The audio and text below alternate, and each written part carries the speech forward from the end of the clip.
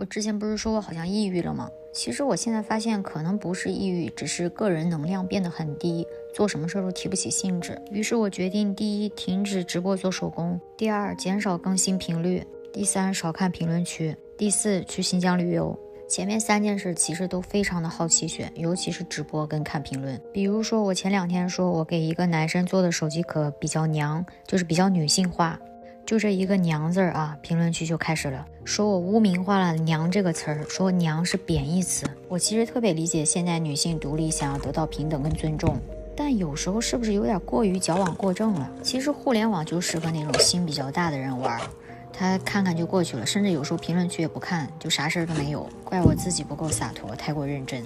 经常有人说，哎呀，我好羡慕你啊，老沙，你可以一边做自己喜欢的事情，一边能挣到钱。其实你只看到了表面，我也做了很多我不愿意做的事情。比如说直播，我就非常的讨厌。它需要你情绪高昂，而且心态还要平稳。你巴拉巴拉10分钟没有人下单的时候，你还不能崩。所以当很多学员跟我说，老沙你能不能讲一点直播的经验的时候，我都拒绝了。对我来说，直播还是一座高山，翻了2年都没翻过去。对了，最近还有一件事情大家一定要小心，尤其是直播的宝贝，因为有的人他故意会问你一些不能回答的问题，然后你的回答很容易就会触发系统的扣分的提醒，严重的话还会封号。